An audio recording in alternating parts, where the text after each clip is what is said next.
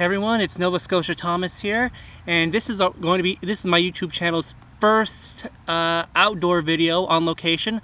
Welcome to Wolfville, Nova Scotia, and here we are in Willow Park Cemetery at the grave of Nova Scotia's and Canada, I would say all of Canada's spy queen, as I like to think of her, Mona Parsons.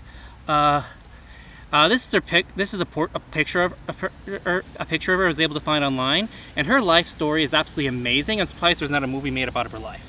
There may be a movie about her life, but I'm not aware of it. But yeah. So anyway, for those of you who aren't familiar with her story, she was born and raised right here in Wolfville, Nova Scotia, and grew up with a guy named Harry Foster, and they knew each other as kids, but eventually they went off and married other people. Mona Parsons married a Dutch millionaire and moved to Holland. And she met him in the context as an actress in New York, where she was apparently quite good and talented. And eventually she married the guy, moved to Holland, and then the Second World War broke out.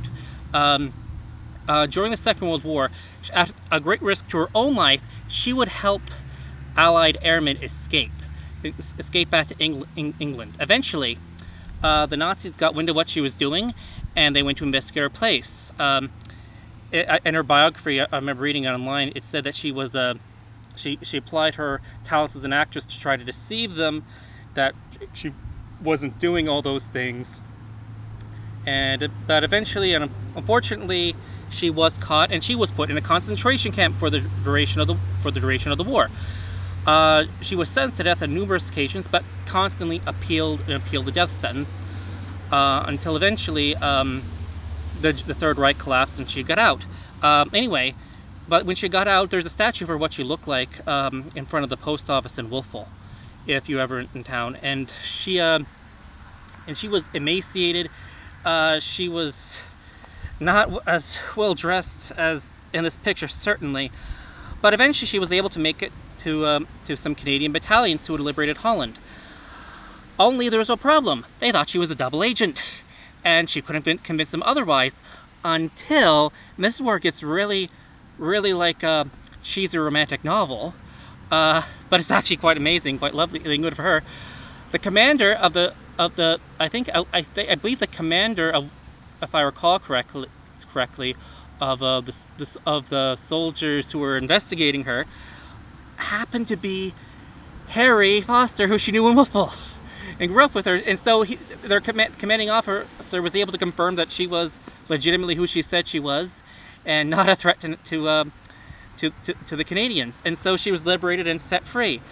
Anyway, after the war, her husband, her Dutch husband, passed away, and it was discovered that he was not the most faithful of husbands, and had left 3 illegitimate children behind him. And as a result, under Dutch law, she was left with diddly squat when her husband passed, because everything went to his illegitimate kids, which, you know, it's fair.